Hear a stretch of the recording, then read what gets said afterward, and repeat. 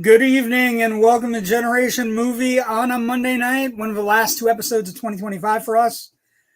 My name is JW Colwell. I am joined as always by my good friend and co-host and movie buddy and all these things, Rich.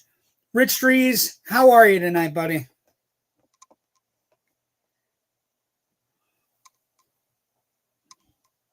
No. I cannot hear you.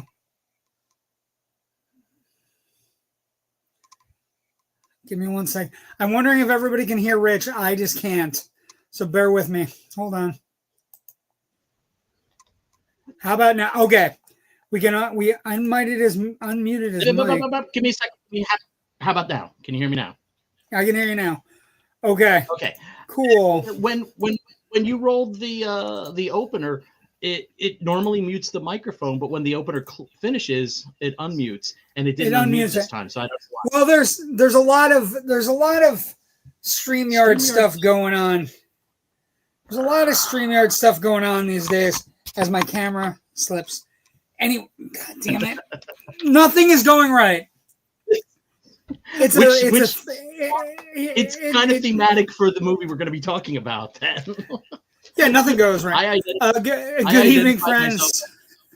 As your not so silent partner. So. Oh, excellent. Dangerous. I'm making a joke.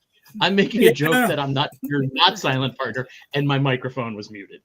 That's ironic. Like there he is. Levels of stupidity. Hey Ken, good evening. Hope your day is going better than ours.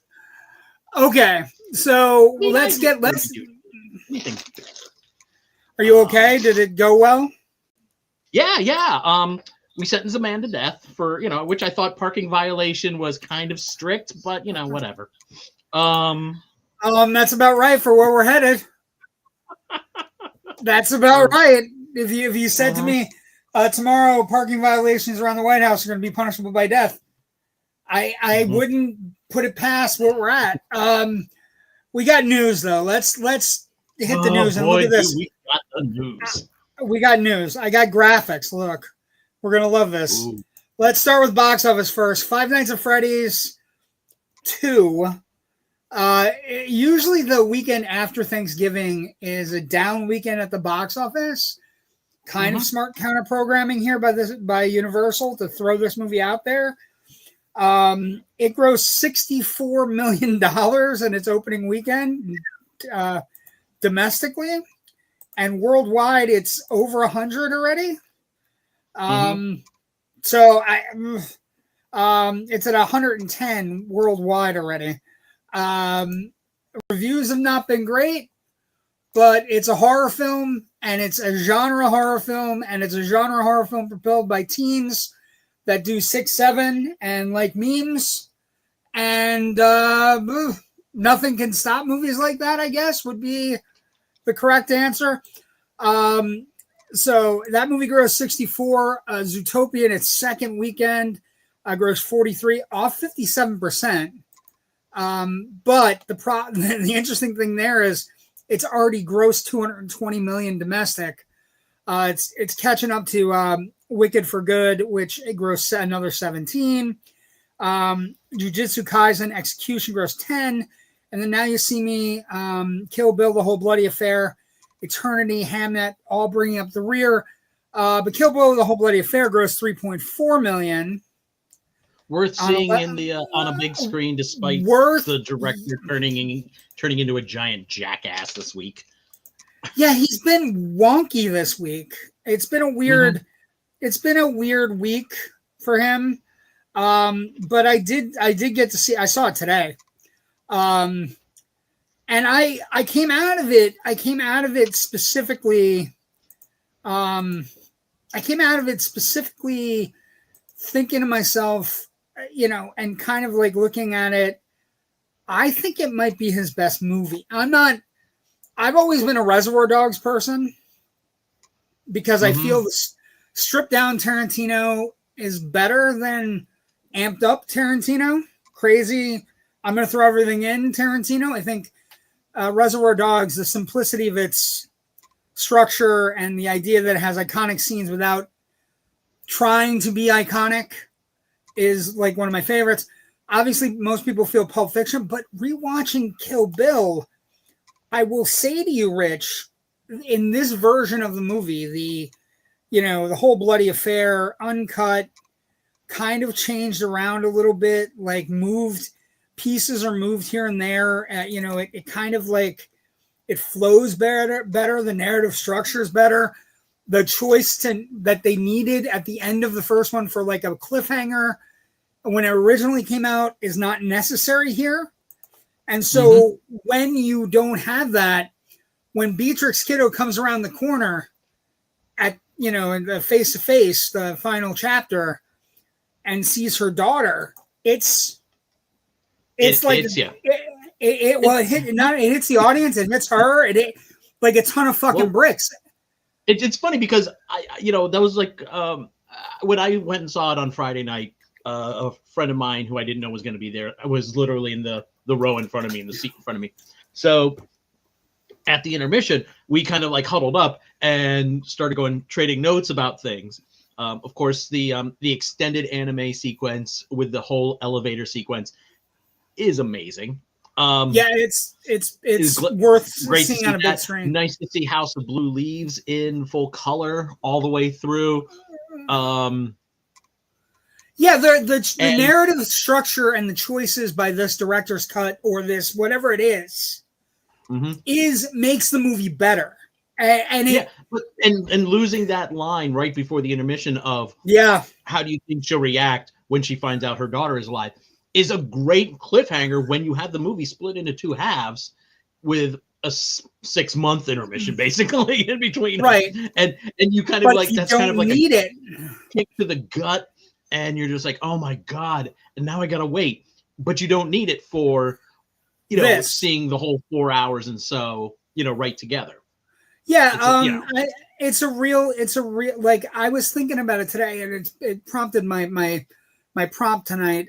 I was thinking about things first off, I don't think about this re-release. I don't think Uma Thurman's been given enough credit. I don't think she's been given enough credit for this performance, this movie, especially through 2 movies, because she runs the gamut. She has everything through this, and I don't think we gave her enough credit when it originally came out. And watching it in its entirety in a 4-hour seating, right? You're watching her bounce. She bounces around from like all these different emotions, complex emotions, like, scenes where she's bouncing off, huge acting partners. She's dominant. And I think we should start a thing where she's included in I think she has been, but I want to get it on record that the 3 that we should be talking about when we talk about female, or the 4, I'm going to say 4, when we're talking about female empowerment and women characters that are just above and beyond, are Ripley, Ellen Ripley, Sarah Connor, Princess Leia Organa, and I think Beatrix Kiddo is on that list, the short list of iconic action heroines that we maybe, because it's Tarantino and because he's hit or miss with a lot of people, we maybe have let it slide. And I came out of it today going, I think this might be his best movie. Like it's the movie he wants to make. It's the movie he's in love with. It's the movie, and I especially love the credit at the end, The Bride, created by Q and you. And I'm like, that's the ultimate, like, the idea that he had this 3 versions of the end credits that we get tacked one after another.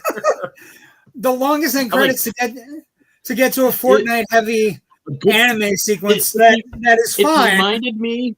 It reminded me of the end of, get ready for this, Citizen Kane. A good cast bears repeating. So we're going to show you all the cast listing, and then we're going to show it to you again. Well, and we're going to not only show the cast list over and over again, but we're going to show the cast list twice, and we're going to run through the characters that they played with their clips on screen twice.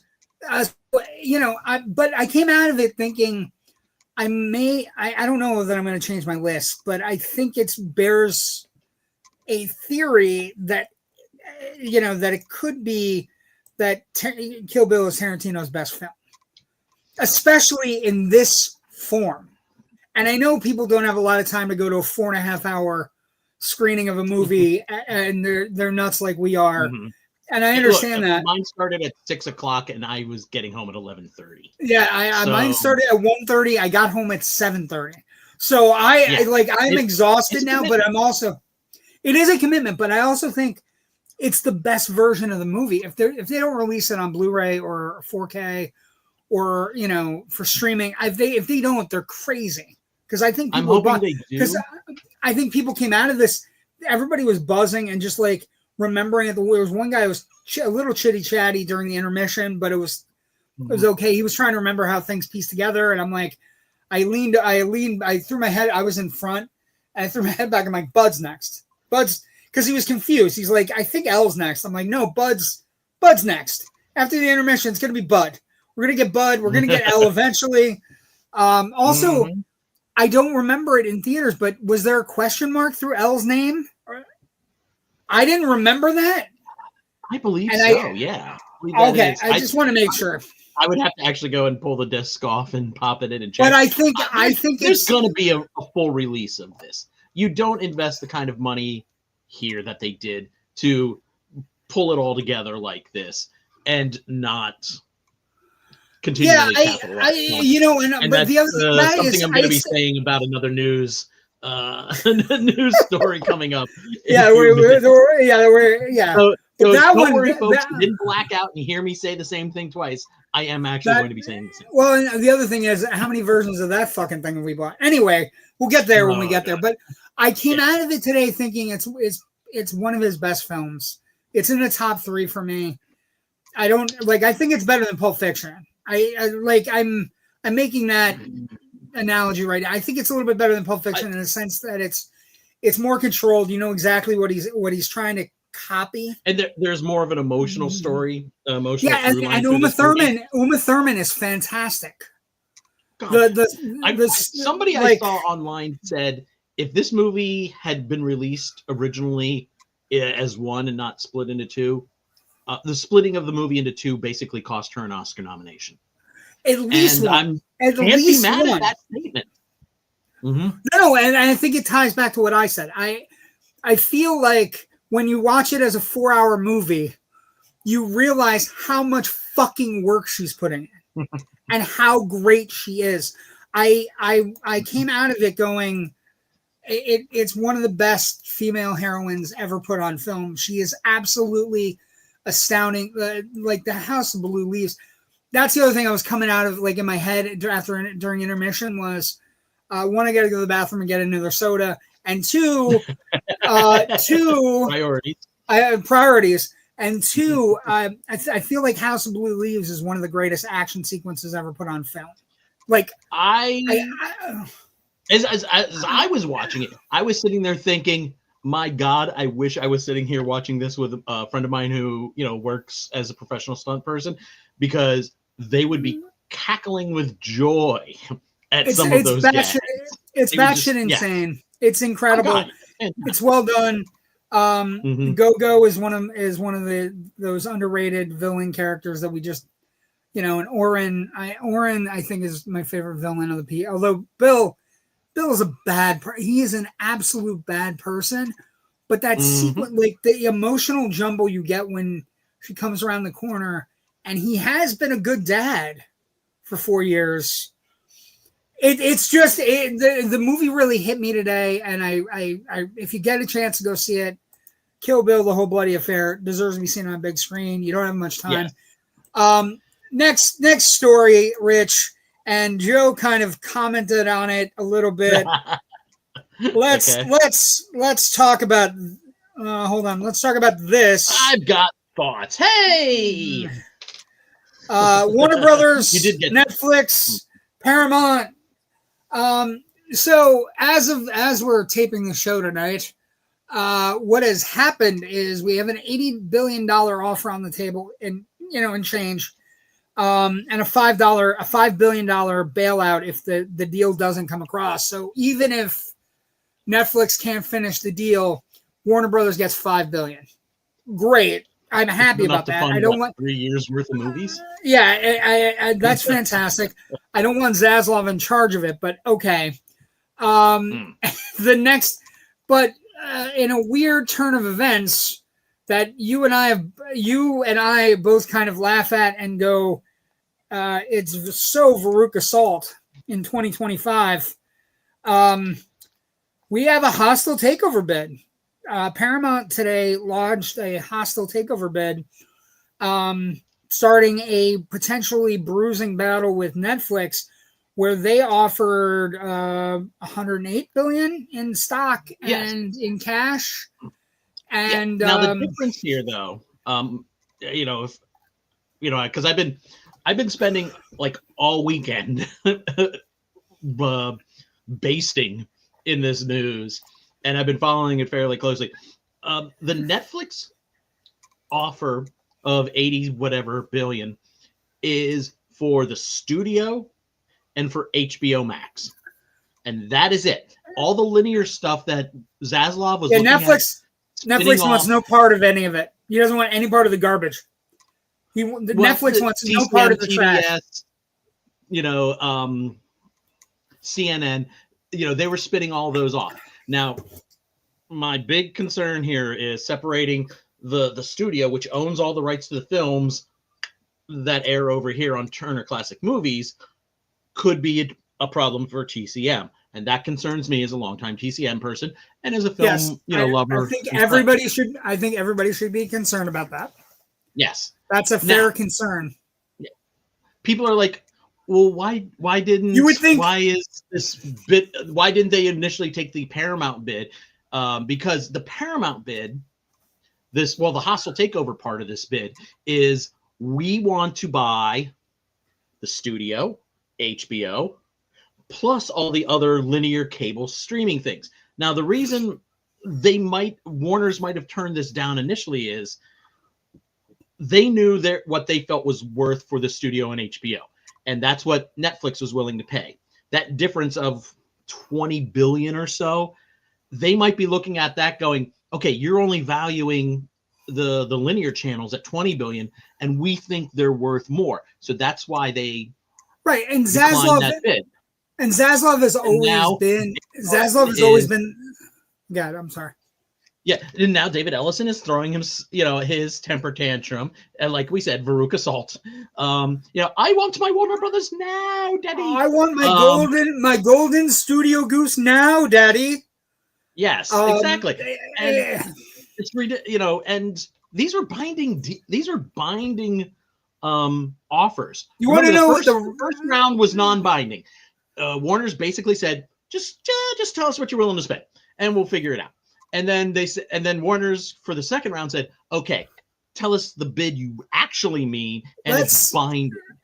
So if Paramount bid with a binding bid and then is now trying to do something hostile by going around the board and going directly to shareholders, I don't know if that's contractually legal to do or not. Well, here's where we're going to run into a problem with the kid with the silver spoon in his mouth. And I know you know what it is, because last night at the Tainted Kennedy Center honors, the orange Mussolini got involved and said, I just don't think if Netflix controls Warner Brothers, that would be too high of a market share. And I'm like looking at it going, yeah, if Paramount controlled Warner Brothers, it'd be too high of a market share. Let's be honest. All of these companies they're both bad choices. We're against for Warner Brothers merging with anybody. And for because it's say, oh no, if we buy Netflix or if we buy Warner Brothers, we'll be releasing 30 movies a year through both Paramount and Warner Brothers. And I'm like, mother, your ass is barely in the CEO seat there at Paramount, Mr. Ellison. You released 7 movies last year. One of them was in the top 25. And one of the ones you're releasing, just so we're clear, one of the ones you've already said you're releasing is a re-release of a movie from 1986. That's the highest thing on your chain. The other problem I have is Zaslav get is your house just in order before you start buying more houses. Yeah, well, and the other problem is, like I think you said it best. There are three choices on the table. None of them are good for movie theaters, consumers, or Warner Brothers in its proper as one of the most storied franchises in the history of Hollywood. None of them are good. None of them are good. Yep. And the idea that all this IP is hanging out there, and all these classic movies, especially MGM, which got gobbled up by Turner and Time Warner, that means we'll have two studios. Like, it's just a bad deal. And Netflix. Yeah. The only thing I like about the Netflix deal is Netflix is saying we will keep, for now, and if we have to take them at their face value, we'll keep Warner's operating independently, which means there won't be any consolidation. There won't be any job loss on the studio administration side. People who work in marketing aren't going to lose their jobs because they're suddenly redundant to Netflix's marketing team. Things like that. I'm very happy about that. I don't think Netflix knows what the fuck they're doing with regards to marketing movies to theaters. Yeah, they're terrible. They need to keep Pam Abdi and the dude in charge of the basic film output and everything. Sorry, folks who wish it were otherwise. James Gunn is not going anywhere, and that's the worst. That's the worst. That was the worst fucking bunch of numbnuts people ever, all cheering on the internet. Friday morning, I saw the news, and I was like, "Oh, they're going to be insufferable." Yes, we're gonna get a DCU that's already passed them by. Questions. This is interesting. I was gonna say, if Netflix gets it, will they take shelf movies already made and release them? If you're talking, Joe originally says Batgirl, and Ken says that's what I'm talking about. The problem with Batgirl and any of the shelved movies is they took the tax write-off when they occurred. From what I understand about the Scoob movie, the second Scoob movie, the Scoob Christmas movie, and Batgirl, and even to a certain extent, Acme versus Coyote, which they basically sold to Coyote versus Acme, where they sold to Ketchup, which is another company that bought the debt, right? Essentially bought the tax write-off debt that they were going to get. They would lose the tax write-offs, and then it becomes a bigger problem. And I don't think. Yeah, but do they lose the tax write-off if it's suddenly under a new company now that has assumed all of these assets? I don't know.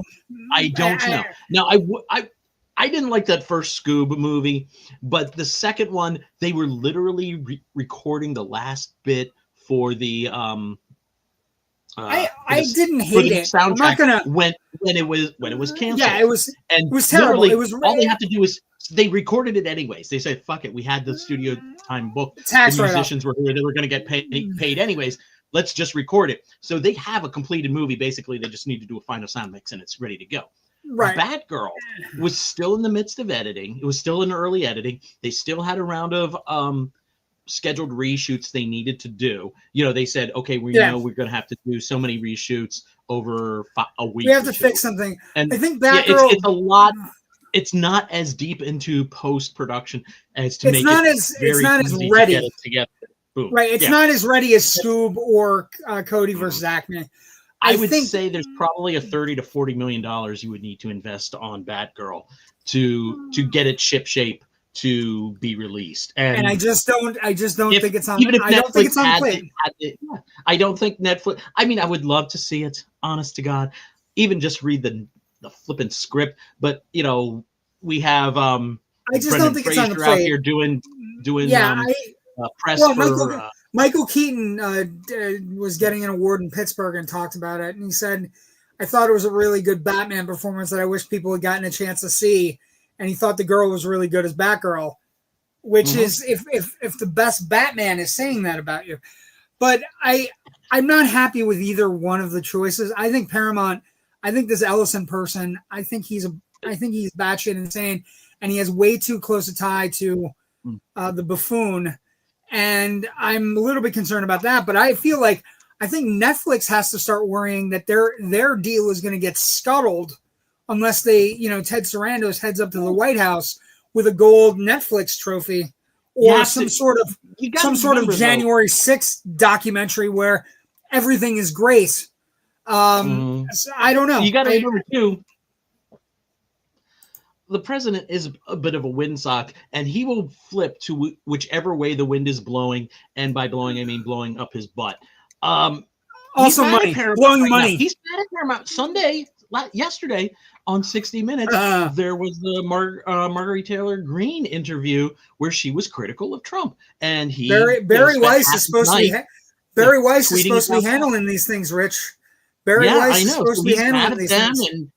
And that could maybe affect that. So who knows? I think at the end of the day, I think the scary thing about the merger is that I'm worried about theatrical releases because Netflix does not do a good job there, and that's where Golden Globe nominations. But then again, if Netflix is true to their word and they keep Warner's open as a separate entity, and they were kind of like trying to get the thing mostly for I guess. I don't know. There's a great library that they can throw onto Netflix. That'd be awesome. It would make up for the loss of Filmstruck. But if they keep it, I think they keep it separate and then they can charge themselves. It'll be amazing. It's an ongoing story, and we're going to be. We're talking about it more as things kind of creep as it goes. Golden Globe nominations. We are officially in awards season. Let's talk. Yep. The One Battle After Another is the front runner. 9 total nominations. Closely followed by Sentimental Value and Sinners with 8 nominations and 7 nominations respectively. I am professionally perplexed by the concept that one Battle After Another is a comedy. While it has funny moments, Rich, I don't think it's a comedy, but I understand the concept of wanting to get everybody to show up and one movie to win. Best Picture, let's go through these quick. Best Picture Drama, Frankenstein, Hamnet, It Was Just an Accident, The Secret Agent, Sentimental Value, and Sinners. Great. I'm super excited about Sinners. Best Motion Picture Musical or Comedy, Blue Moon, Begonia, Marty Supreme, No Other Choice, Nouveau Vague, and One Battle After Another. Fun thing here, we have Richard Linklater battling himself. Yep. Because Blue Moon and Nouvelle Vague are his movies. Animated motion picture, you got Arco, Demon Slayer, Kimetsu, Infinity Castle, Elio, K-pop Demon Hunters, Little Emily or the Character of Rain, and Zootopia 2. I saw Zootopia 2 this weekend. I was wholeheartedly impressed. I think it might be one of the best animated. I have to watch tomorrow night. I was going to watch it today, I think it's one of the best animated sequels I've ever seen. Also, anytime we get Ke Kwan in supporting roles, and in this movie plays again one of my favorite. The character names, by the way, are spectacular. Ke Kwan plays Gary the Snake. His name is Gary D.E. Snake. Snake. Perfect. Gary the Snake. Nimbles Maplestick is played by Fortune Flemster. Is a beaver. She's the greatest animated beaver I've ever seen in my life. Again,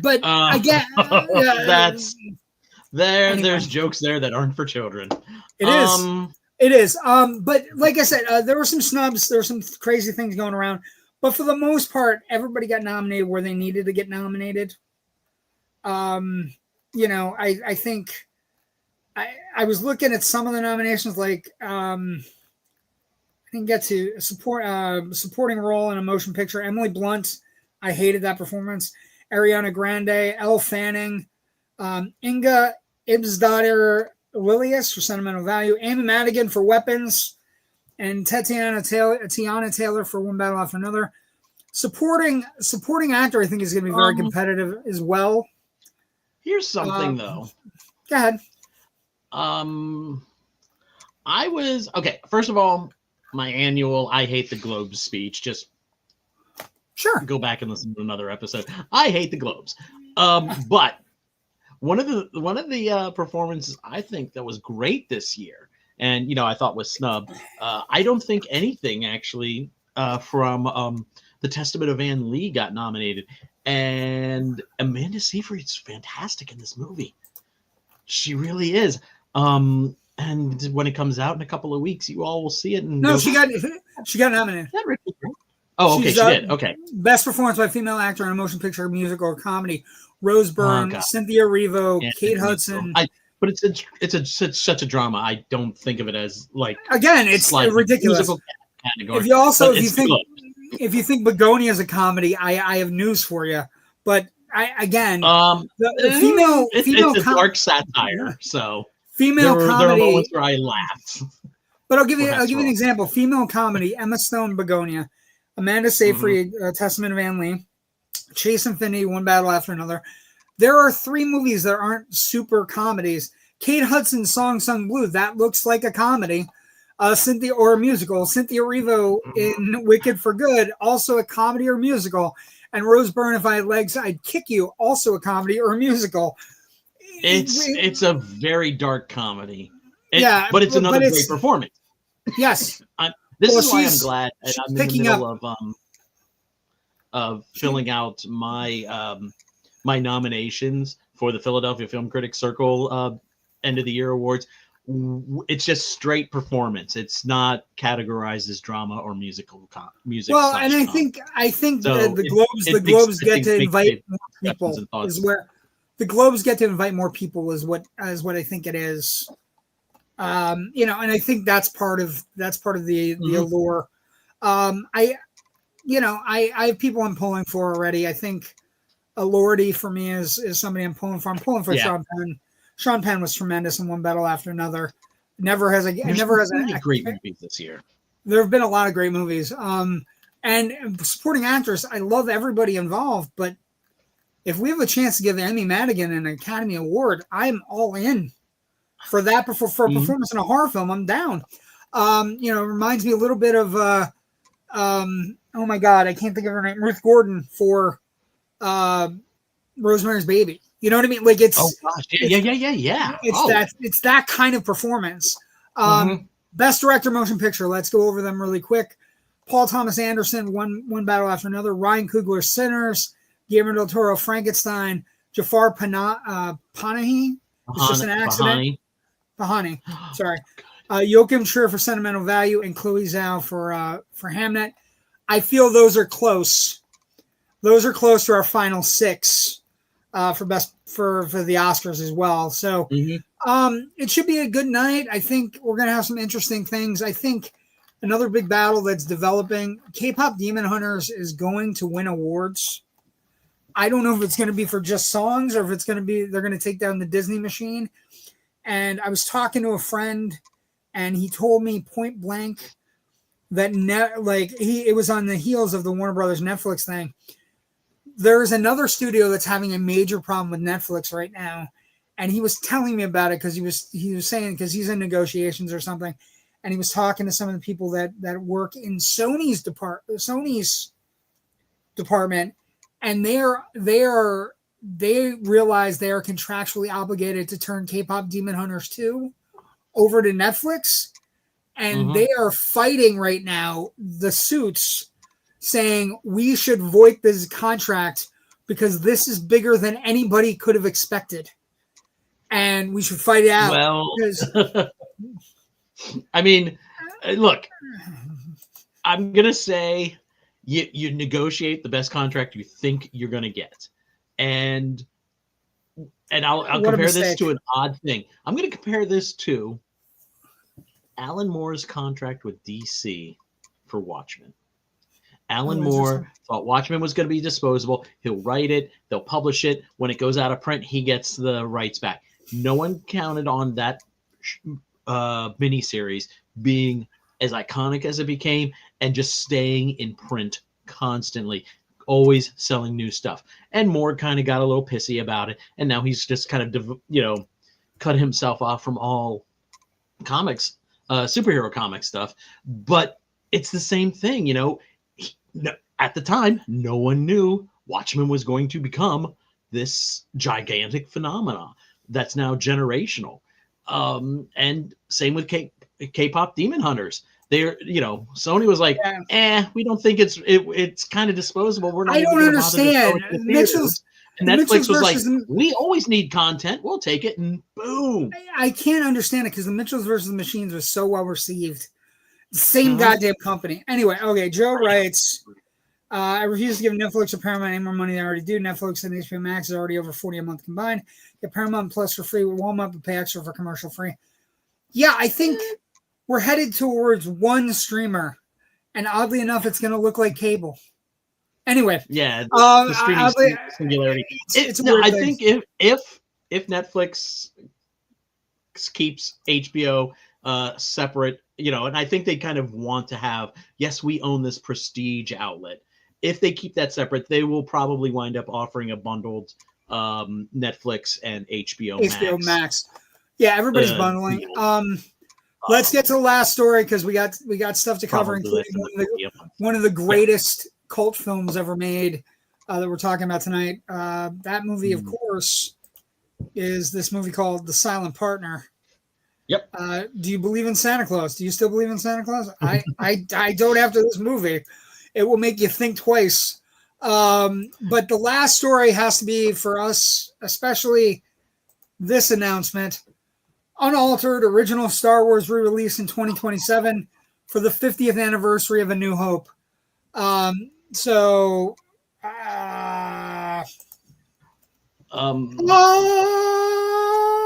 I launched Filmbuff Online in 2002, God, I've been doing this a long time.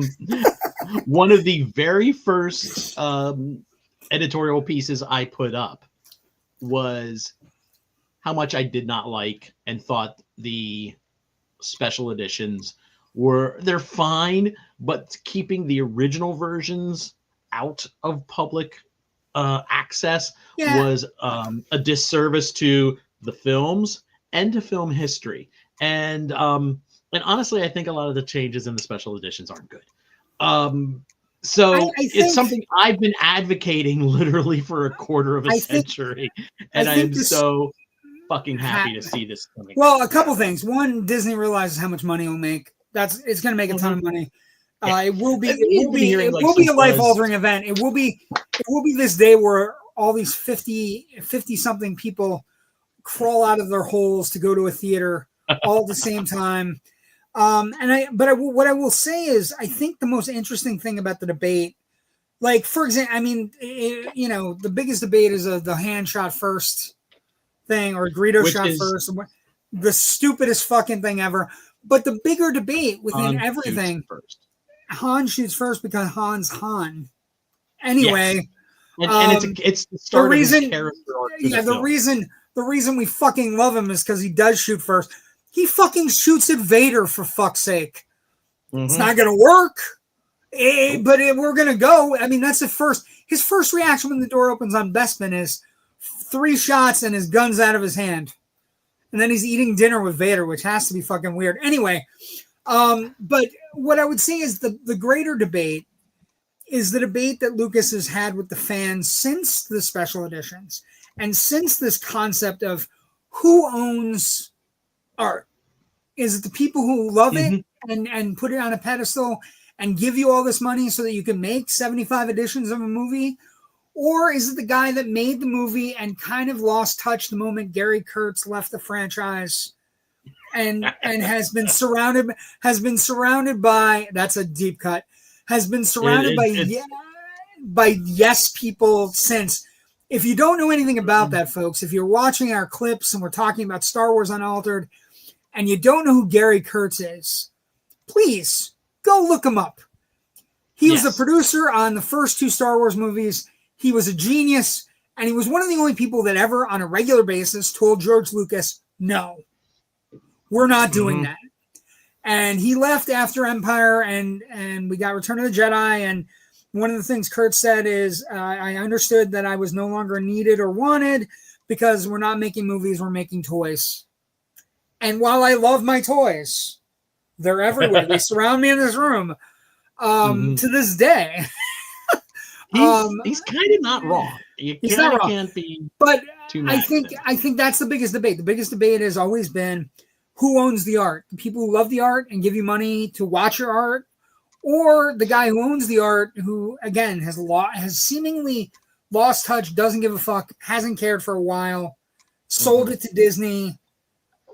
And I think when we get the unaltered version, that we will then demand an unaltered version of Empire, because God, I hate Bespin with no fucking ceiling. I have a feeling if we're getting unaltered Star Wars, we're getting unaltered Empire and Return of the Jedi. And the thing I hate about the biggest Jedi has so many bad shit in Empire, Jedi has so much bad shit. In Empire is when they're running to save Han from Boba Fett. They've suddenly added all these windows and they've turned hallways into like open terraces that they're running along with just these little guardrails and stuff. And to me, that's removing a lot of visual tension, a lot of visual claustrophobia. Because you don't know what's coming around the corner. Also, it just makes that whole sequence feel really flat and boring. Rich, I'm going to get this off my chest right now. If it was all fucking windows, when R2 does the steam thing, the fog thing, everything would fog up. It makes like it's so dumb. Jedi has some of the worst fucking alterations as well. Fucking awful. Like, Vader yelling no. The adorably cute Max Rebo band that was perfectly fine in the original, that becomes really bad in the special editions. The Ewok celebration at the end, they trade one crappy song for another crappy song. Yeah, the celebrations all over the different planets. Nobody cared. Nobody cared about all the different planets. That was very much a look. We're warming you up for the prequels. Yeah, I understand, but also think about the concept. You blow up the Death Star, and on that night, everywhere is celebrating. Everywhere, it's so fucking dumb. Also, and I love Hayden Christensen. I'm glad he's getting second chances, but I don't want to see him as a ghost. I want the old guy that was under the makeup, that looked like an egg, that looked like Egghead from the old Batman TV show. That's what I want. Anyway, but it's back. It'll be back 2027. Yeah. It is. Yeah. It is. I'm super excited. Mark your calendars. I had a chance to see an illegal screening of the original unaltered version a couple of years ago, and I have it. It was if you want to. I have it too. No, I'm talking about in a theater. Oh, fuck you very much, Rich. Why was I not invited? I will explain later, off camera. But it was a situation where it would have been improper for me to bring some people along. And I honestly, I don't think I blinked, because I was like, I don't believe I am ever going to see the unaltered original Star Wars on the big screen. And and I've always been saying it should be made available, even if it's just for film scholars, because this was a film that had an insane impact, an incalculable atomic bomb impact across all of pop culture around the world. Yeah, absolutely changed everything. It's simply, one of the most important films ever made, and it's but it pushed special effects technology in certain directions that had never been seen before. Let's face facts, and that's and to replace all that with like newer stuff, which frankly I don't think looks that good, is let's face facts. It's like drawing new outfits on the Mona Lisa every 10 years. This show doesn't exist. We got to keep her up with like the latest fashion, so let's put a tube top on her in the 70s. Yeah, or whatever. This show doesn't exist without Star Wars. It was just vandalism in my eyes. It is. So, but we're gonna get it back. So let's talk about scary Christmas people. Let's talk about Miles Cullen. Tonight's the Miles Cullen episode. Let's talk about our special right now. We're running Let's see. We are running. Where did my fucking banner go, Rich? It's our comedy and crime December. Yes. And if you want to see a scary Santa Claus and you've never seen The Silent Partner, starring Eliiott Gould, we got a movie for you. I remember this movie from its showings on HBO as a kid. The rewatch yesterday, however, first off, very hard to find, very hard to get. I had to jump through streaming hoops to find it. And what I will say is, it is on Amazon. Yeah, to rent. You have to rent it on Amazon. Yeah, to rent. But it does exist on physical media. I think it's either Kino Lorber or Shout Factory has it. Yeah.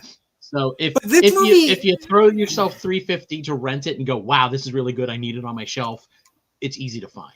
Which you might. We're gonna talk about it. I actually think it's it's one of those 70s unheralded gems that apparently ran nonstop in Canada. So Canadians know all about this movie, and it is a legitimate classic in Canada. Yeah, legit Christmas classic. So let's talk about production. Go ahead. I'm sorry. Yeah, I was gonna say, let me. Can I give the background on Canadian tax shelter films? Because I think it's fascinating. Yes. And I wish somebody would write a book about it. As long as you use the term for it. Do you know what the term is? The whatever that is, the CC whatever. No. Canucksploitation. Canucksploitation. Okay, yeah. Canucksploitation. These are Canucksploitation films. I am part Canuck. Thank you, grandmother Mildred. So my dad's mom was from Canada. There you go. That explains a whole lot. That's why you're a communist. Explains a whole lot about me. Boot you. But okay, back in the early 1970s, they were trying to boost the Canadian film industry, and they had like a 60% tax rebate. So if you were a producer and you found somebody who would give you, I don't know, $100,000 to invest in your movie, that person was able to deduct like $60,000 of that off of their taxes as a tax rebate. Now, in 1974, the Canadian government decided, that 60% isn't cutting it. Let's jack it to 100%. So basically, people were investing in movies, getting the entire thing written off, and so you're making a movie for free. So, wait, and what you're also failing to mention is that this led to one of the sharpest rises in Canadian film making ever, and also the amazing amount of American actors, American directors, American films that were made across the border. Yes. Now, this was a period that only lasted for 7 years, from 1975 to 1982. At the height of this was 1979, when in Canada they produced 77 feature films. In Hollywood that year, guess how many feature films they produced? Not 77. 99. Ooh. So they were rivaling what was going on in Hollywood. They were pulling really close there for a little while. Now, obviously, this gave a lot of Canadians the chance to start directing films. David Cronenberg owes his career to this film credit. To this tax shelter. Shivers, Rabid, Fast Company, and The Brood and Scanners were all made during this period. All 5 of those films, Canadian tax shelter films. And there's at least, I'd say 3 out of those 5 are bona fide horror classics. So, you're doing that. We're getting movies like Meatballs.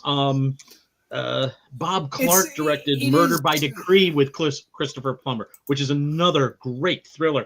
A lot of films being made at this time. Ooh, excuse me. Unfortunately, and this might have led to them cutting it back to 50% after 1982. Some of these films were being made but never got released. So I have to think that there was some kind of hanky-panky going on with this. Well, this movie, the release, when we get there, the release schedule. David Zaslav would have loved this, is what I'm saying. Zaslav would have. He would have lived in Toronto. Yeah, this is the environment we are in 1978. Well, and this is a perfect storm, because this is an international movie through and through.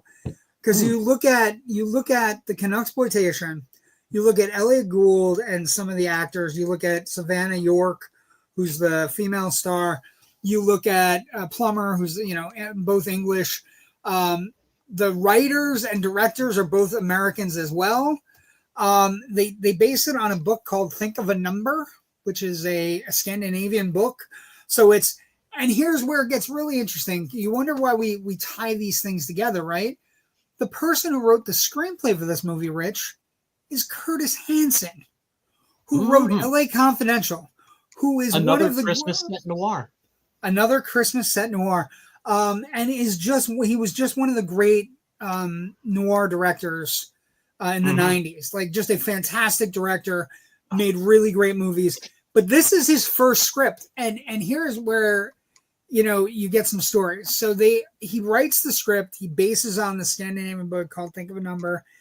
He writes a spec script. He's an American filmmaker. He goes and basically tries to talk to producers into letting him direct. They don't allow him to direct. They instead allow this guy named Daryl Duke to direct. And he was a very creative guy. He made a series of movies. He made a movie called Payday, which was a fantastic 70s kind of fun movie. Like, it's a robbery movie. So he was very good at that. And so they give it to him. Hanson's doing all the writing. And they come up with all these different things. And then what happens to this movie, Rich, in the production, the interesting story I came across. So first off, the two most interesting things for me that I came across. First off, after the film was completed, the producers basically went to Daryl Duke and said, we need something to hang our hat on. We don't, it's not enough that we have Eliiott Gould and Christopher Plummer at each other's throats, or that we have a scary Santa Claus, or that we have a bank robbery movie that's a pretty tight little script. We want you to shoot this scene, and it's the scene by which the film has become both famous and infamous. There is a beheading with a fish tank in this movie that is one of the most graphic murders on screen, with regards to an R-rated film. It's graphic. He's pushing her head down, and then her head is in the fucking fish tank. It's gory. It's graphic. But Daryl Duke refused to do it. Awesome. He then Curtis Hanson has to come in, and he ends up going and learning how to shoot film, which would later come in handy with LA Confidential, and the legacy piece of this. He has to direct all the sequences that they're adding to pump up the movie. It's just an incredible story when an original director goes, no, I don't think it needs it. And he's right, it doesn't. But I will say the portion that was infused in my brain before the rewatch was that woman's head bobbing in a fucking fish tank. That's what I remember before piecing everything together. It's sad to say. The other thing that I came across that's super place, my friend. It's not great. It's not a happy place. The other thing that jumps out it's not. The other thing that jumps out in the pre-production on this movie is it is the first movie produced by Mario Kassar. Boom. These guys. One of the greatest logos you could ever hope to see if you're a teen in the 90s or 80s going to a movie. If you saw this giant C going up and down the screen, you are in for a kick-ass time at the theater, my friend. And so it's the first Carol Cohn movie. And it because of the tax write-off and because of all these things, it launches that company becomes one of the biggest action movie studios in the 80s. So many important movies. Also, Obviously, another Rambo, Rambo, Terminator 2, Total Recall. Like, Iron it's Eagle, very, They Live.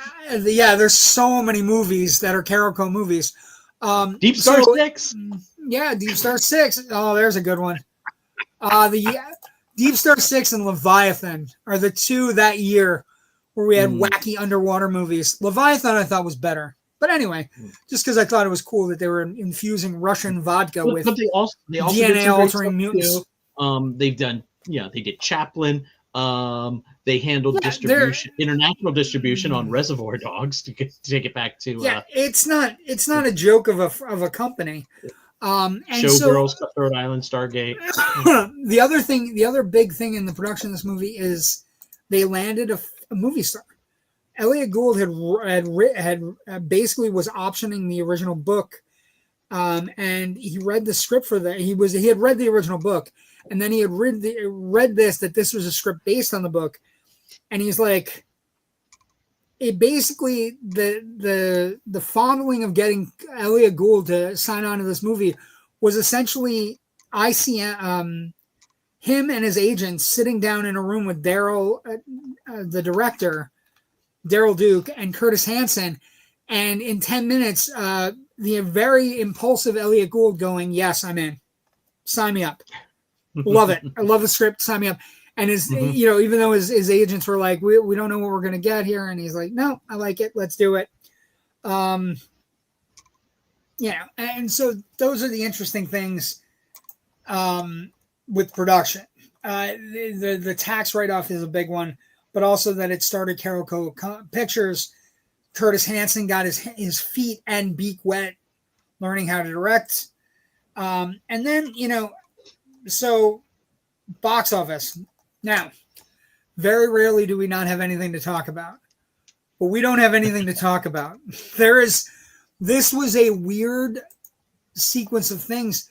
This movie played in the 70s, and basically it never really, it played in traveling road shows throughout Chicago, New York, LA, and eventually on Canadian television, but it did not make a ton of money. And also, I saw didn't cost anything.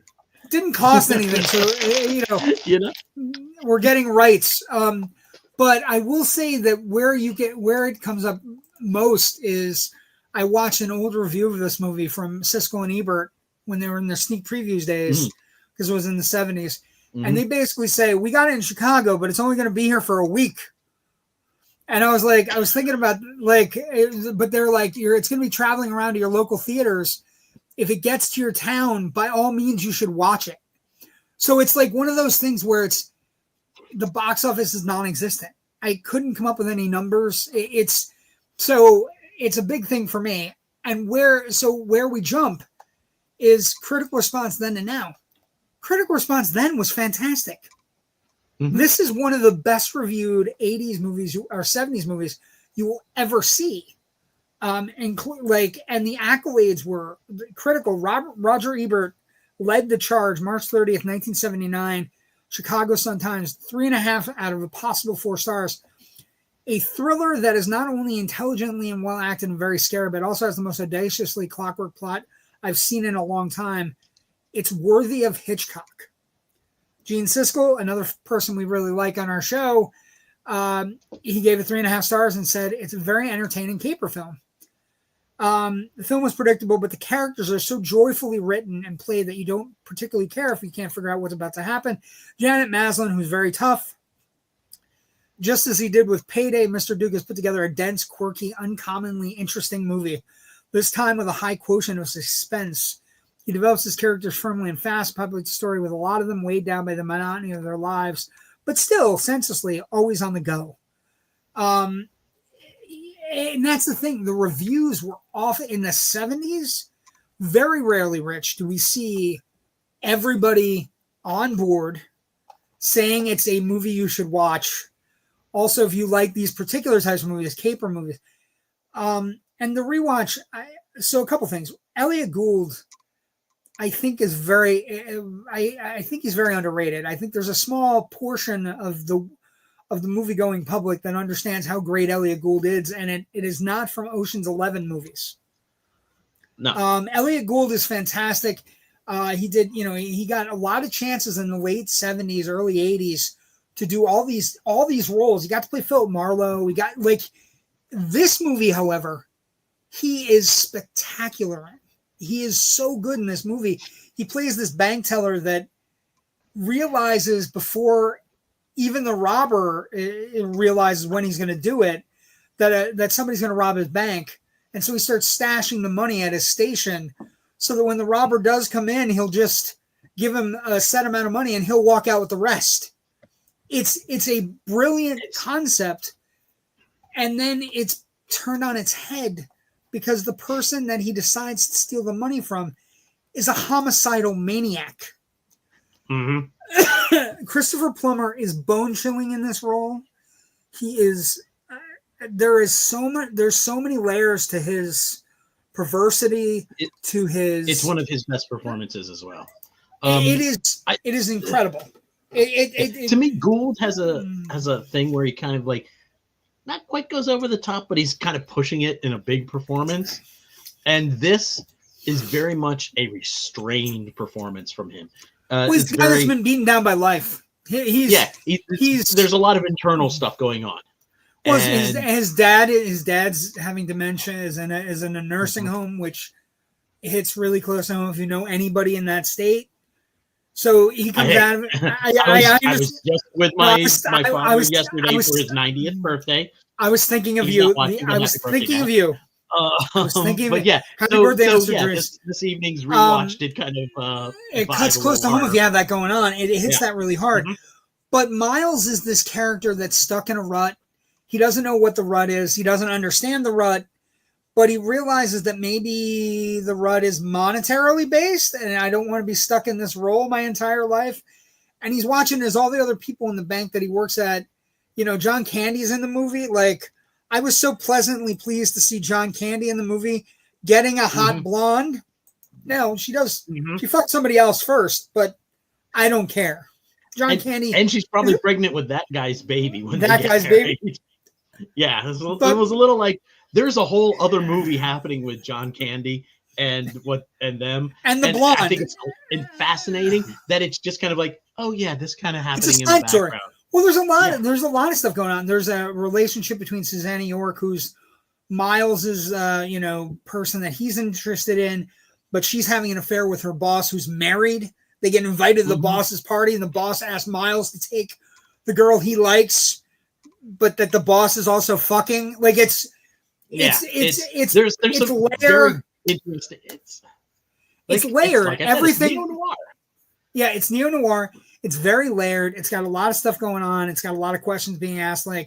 He asks, do you love him? And she's like, no, but I think rejecting the boss at work wouldn't do my career any good. And it's holy shit. 70s were a wild time. The pre-1970s were a wild time. Yeah, and then he takes Susanna York, who by the way is breathtaking. And if you did recognize her as Superman's mom, you're in luck because it's her. And I had no idea when we decided to watch this movie I was going to get to see Superman's mom's boob, but you do because it's a 70s movie and there's lots of boobs. There's boobs everywhere and nakedness everywhere. But Miles develops this plan. He's into chess. He comes up with an idea of how he's going to do it. But again, Christopher Plummer playing this guy named Krelke is absolutely it's a pre-Hannibal Lecter. There is so the first time we see him, he's in a shirt that has all holes in it. So I immediately thought okay, there's something terribly off about him. And then it cuts to the next scene and he's with a prostitute at a gym or a bar and he's beating the ever-living shit out of her. And it could be jarring if you haven't, if you're not, if it could be triggered, it could be a triggering thing. It's very graphic. It's very, he's very off-putting as a person, but this is not Baron Von Trapp we're dealing with here. No. So And then if your only experience with Christopher Plummer is Sound of Music, this will is going to be change its your. biggest shock since the This first will, time yeah. you've seen But The Apartment after watching My Three Sons reruns. And so Fred McMurray eventually Yeah, the movie is an hour and 45 minutes. It's tight. It eventually can, the last 15 minutes are spellbinding for a 70s movie, because Christopher Plummer, when basically he kills a girl that Miles is sleeping with, Miles gets rid of the body, like, at which point Plummer confronts him and says, now not only we're a partner on robbing the bank, we're partners on hiding that girl in the in the sub basement of a bank, concrete walls. And it amps it up. And Plummer's like, you're really good at this game. And Gould is like, this isn't a fucking game, yo. You know what I mean? Like he just has this brilliant moment where he's like, that goes back to the idea of Eliiott Gould's character as a chess player. He's usually thinking a couple of moves ahead, but you can't think a couple of moves ahead when you're dealing with a psycho who's unpredictable. A sociopath. A complete sociopath. Who's not playing by any kind of civilized rules. Right. If this was just a bank robber who was like, okay, I'm a bank robber. I'm not like, I want the money. I don't want to like kill people. I'm not like a crazed criminal. A gentleman bank robber, if you will. Like think. Well, and like I said, Danny Ocean wouldn't be out there killing people. Right. Yeah. It's Eliiott Gould versus Danny Ocean would be a very an interesting kind of a thing. The movie I was thinking, the thing I was thinking about was, it's a cat and mouse movie where the mouse is really smart, but the cat is a homicidal maniac. So it becomes, it's this weird thing where you're like, oh, this is playful and fun. And then midway through, you're like, it's not fun anymore. Like the idea that Miles figured out and he's going to stash the money, and then the guy gets blamed, like Christopher Plummer gets blamed for the total amount of money that's missing. And then there's a whole sequence where he's calling him and he's down at the phone booth. Remember when we had phone booths? He's down at the phone booth looking up, and they're having conversations on the phone while they're looking out the windows.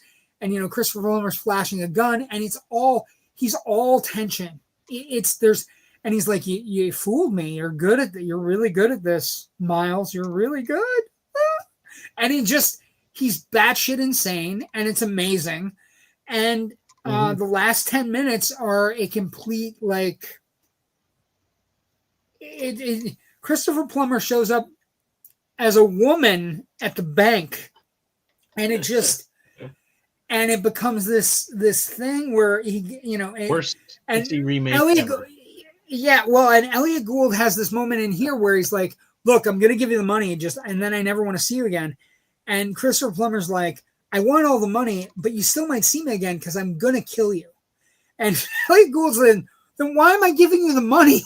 Like, if you're gonna kill me, why would I give you the money first? Like, and it's just this great moment where Eliiott Gould's like, that's not how this is gonna work. You want all the money, great. I never expect to see you again, but you might. Like, that's a great sequence in that little tunnel. Like, he's like, no, that's not how it works. If I'm giving you the money, that means I'm buying my way out of this situation. And Christopher Plummer doesn't understand that, because Christopher Plummer feels wronged. He feels like Miles got one over on him. And it's, the script is so smart. The idea that Miles, he writes on his bank tickets because there's carbon copies. So he's constantly etching and doing little doodles to try to hit on the women in the bank. And then he discovers that one of them says, give me all the money. And the G is specific on a Santa that's sitting out front of his bank, casing the place, and basically waiting for this one businessman to deliver his deposit every day. And it always goes to Miles, because Miles is the one that handles this guy's big deposits. I will say it is a little close to home as somebody who was a bank teller for 8 years. The big business going to the same teller, and then you having to get, like, there are rules now, but you have to get money out of your drawer into a bigger safe away from your drawer as quickly as possible. And so I was intrigued by all of that. The performances are great. The The sexual stuff in it is graphic, but it's not over the top, and it's mature. It's handled very maturely for the 70s. Like Susanna York is like, yeah, I'm banging the boss, but I would like to bang you 2 miles. I like you, but what are you offering me? Do you actually want it if you have to share with the boss? And then Miles meets a woman who says she's, his father's caretaker at the, home. It turns out she's tied to Krelke, and it becomes this psychotic, whatever. She's the one that ends up in the fish tank, her head, I should say, in the fish tank. It's insanely well done though. It's so tight. It's like a bow tie thriller that I would say, we could see a remake, but I feel like it would be overdone. If that makes sense. The way things have changed in not just in like sexual mores between people, you couldn't do just the fact that you have a phone booth is an important piece of this movie. It's an important cut. Look at this picture, Rich. Look at him looking at Miles. Like, there are points in the movie where you're like, I don't know. If you remake it, it's a period piece. Yeah, it would have to be a period piece because you need the phone booths, you need all the things. But you also need like Santa Claus in malls. You need a mall, like it. Yeah, a mall that's you need a functioning mall. But tell me if you got this or not. If I was just like kind of watching it, but there are moments when I don't know if Christopher Plummer wants to fuck Eliiott Gould or kill him, and just the way he looks at him longingly is like I think he's, and then he shows up in a dress at the end, and you're like, I feel like you could get in a lot of trouble with this movie, but he's such a sociopath that I don't know that has anything to do with sexual. I think he brings it into his sexual, but he's not. It has nothing to do with his sexuality. It's just he's always psycho, and sometimes he has sex. The only two people we see him actually murder are women, which does play into a trope that I do find a little disturbing. That on the shirt, some killers are self-loathing gay people who murder women. You find it in While the City Sleeps, which is a great mid-50s crime noir.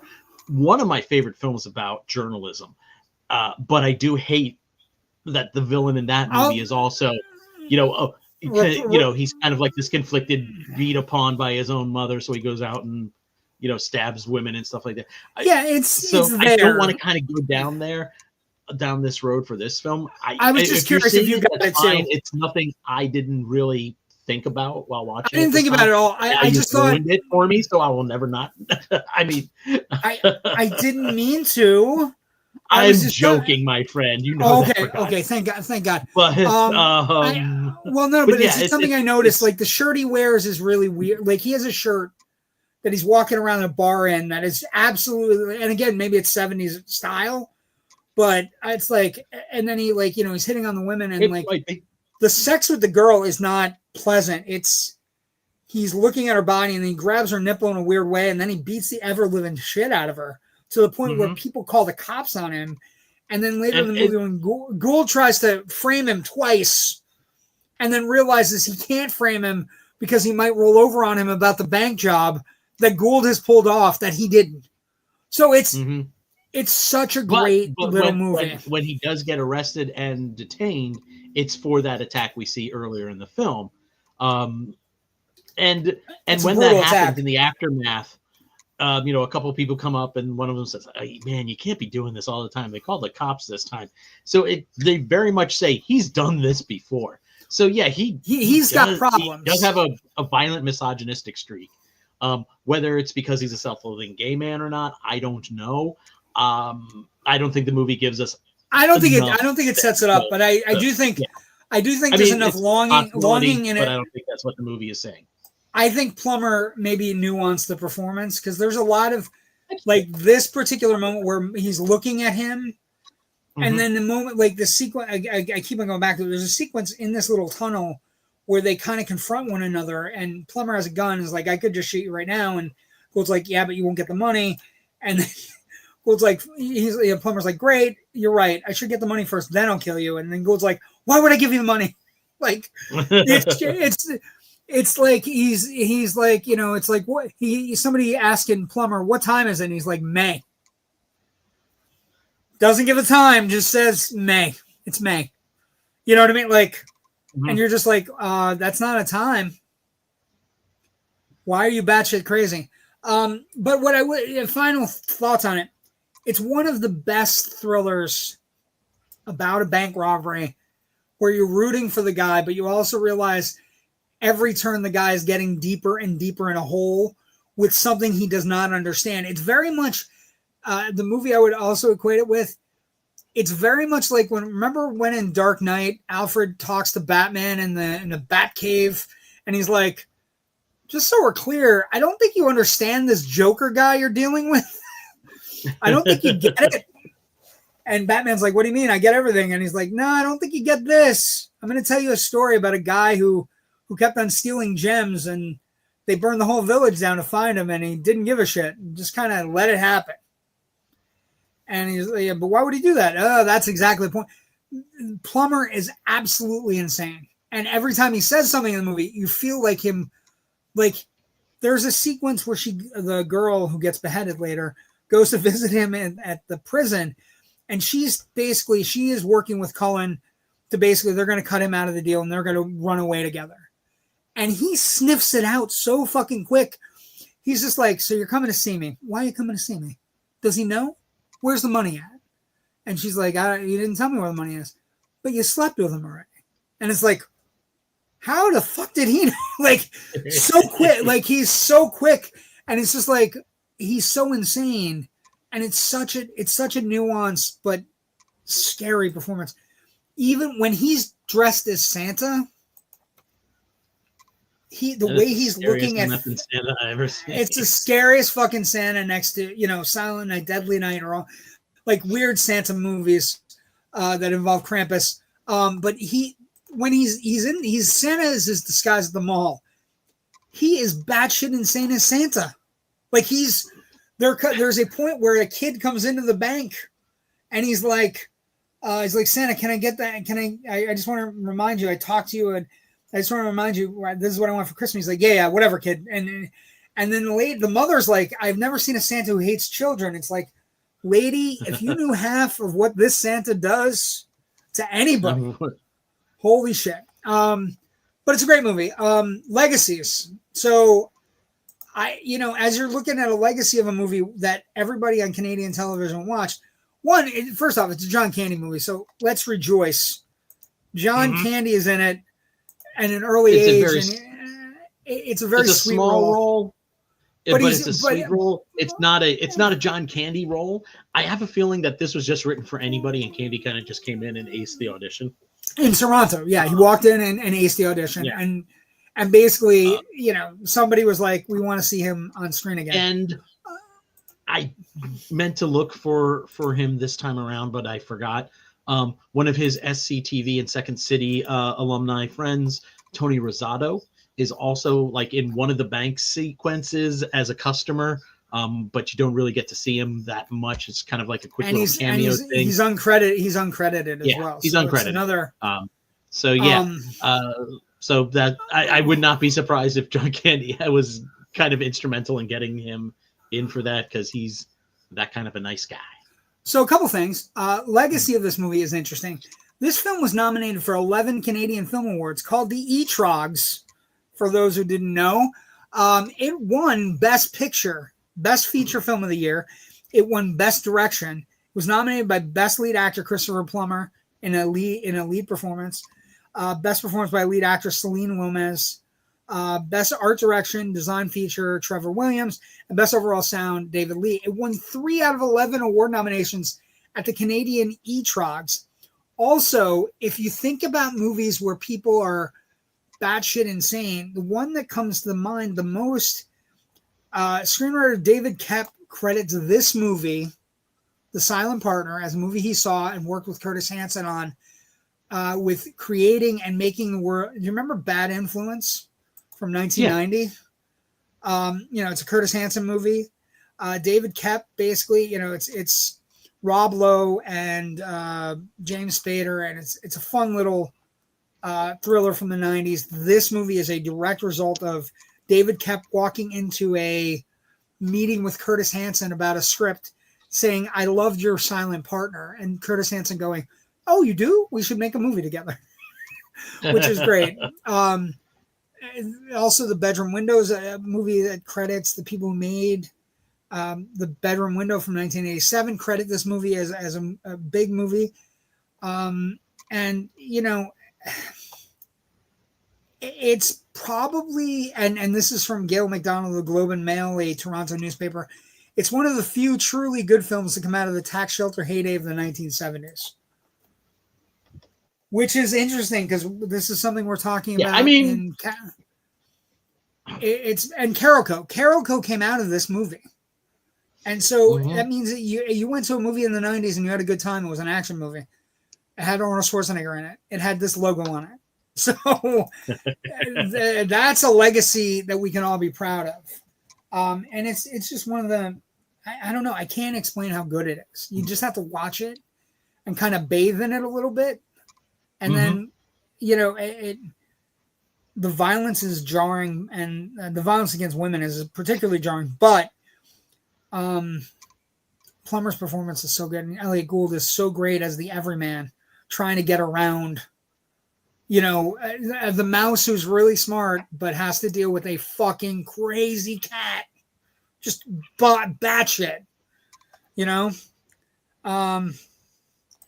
JW has a Batman 89 shirt on and some kind of Godzilla shirt for Rich. What do you got? Yep. Yeah, Batman 89. Last year's Godzilla Palooza at the Mahoney Drive-In. Although, Joe, you got to be careful. This is a Batman 89 shirt. I also have a Batman 91 shirt that I'll be mixing in later in the year. Anyway, hopefully you'll be able to tell the difference, Joe. If you can't, then we have to take your nerd card away.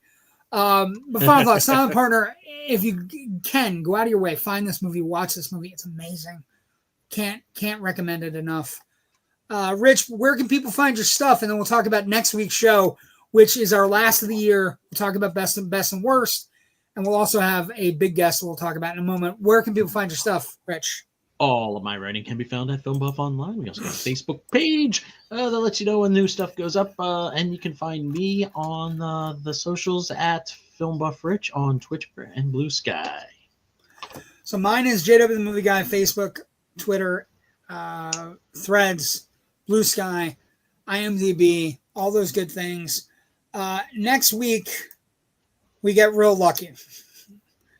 We get Natasha Bogutsky to grace us with her presence for her one contracted Christmas movie appearance. Oh, sorry, not that. And that is this movie, Grumpy Old Men, Jack Lemmon, Walter Matthau, and Margaret. A couple things. I think she's our Anne Margaret to our two grumpy old men. I'm not sure if I'm. Are you Matthau or are you Lemmon? I'm Matthau. You're Lemmon. You're much smarter than I. Matthau. I'm just grumpy as fuck. I'm Matthau. I'm definitely Matthau. You know what it is now? It's garbage. It's garbage, Felix. But we have grumpy old men. 2 hours to figure out F human Felix Unger. But we get this wonderful woman to join us. Natasha Bogutsky will join us. She's fantastic. We look forward to the end of the last show of our year, and then we'll be back next year. But thank you for joining us tonight. Last comment of the night. Never heard of the ETROG Awards. I don't know, Ken. Can you really be Canadian and not know about the Canadian Film Awards? Maybe Ken's actually from Arkansas or something weird. I don't know. Now I'm worried about Ken. Thank you for joining us. He's not from Canada, but he's from La Canada, which is out in Los Angeles. La Canada, yes. Yeah. Anyway, thank you for joining us. Everybody have a great week. Go see some movies. If you get a chance, go see Kill Bill. Thanks for joining us. Have a great night. Yes. Bye. Take care.